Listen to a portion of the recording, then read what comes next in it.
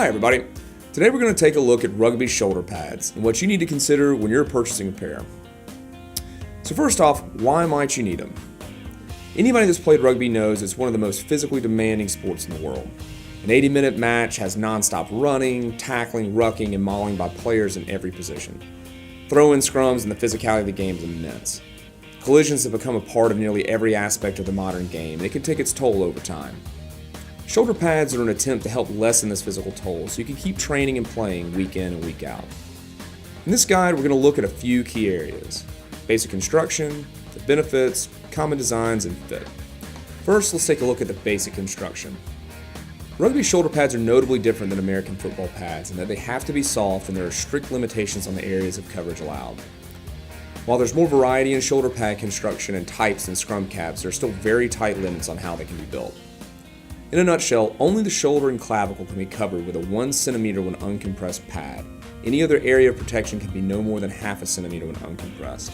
The lone exception is women's pads are allowed to have chest protection that is 1 cm thick when uncompressed. Different brands and price points will offer different pad shapes, cuts, and placements to enhance the fit, feel, and protection of the pads, but the thickness will be uniform no matter what the price point.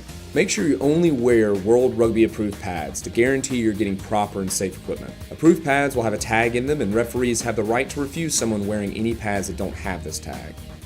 The most obvious benefit of rugby shoulder pads is they absorb and disperse some of the force applied to the shoulder when tackling. This won't take away all or even most of the force from a hit, but it will help lessen the impact of the hit enough to reduce minor soft tissue damage around the shoulder over time. So while they won't fully protect you from a massive or poorly executed tackle, they can definitely help reduce the general wear and tear you're going to feel over the course of a season. Beyond just tackling, shoulder pads can have additional benefits. If you have a pair with additional body padding, again not as thick as the rest on the shoulders, they can reduce the impact when getting tackled or hitting the ground. Front row and other pack players can also benefit from reducing the shock and pressure of the scrum engagement. Now let's look at the design. The most minimal pads will only cover the very tops of the shoulders, and this is how many of the first generation pads were built. But now it's increasingly common for shoulder pads to include padding on the biceps, sternum, ribs, back, and other key impact areas. Because the padding thickness itself is so tightly regulated, these different zones and pad types are where the major differences in shoulder pads come in. Lower end pads tend to use single piece pads on the shoulder and offer minimal to no additional coverage on the arms and chest, etc. The single piece padding often conforms to the body less well than multiple pads or grid style pads. Higher end pads, on the other hand, usually have more pad pieces and hexagonal and grid designs that mold to the shoulder better, offer great coverage on the rest of the body as well. They also tend to use generally better and more comfortable materials.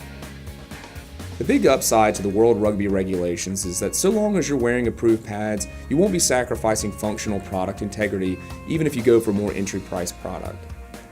They might not fit as well or have quite as much coverage, but they will be safe and effective for their core function.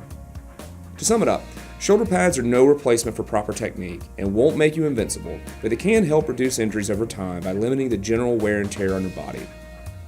Shoulder pads are not a replacement for proper technique, so make sure you aren't buying a pair so you can play more recklessly. We hope that helps you make a more informed decision about what pads are right for you.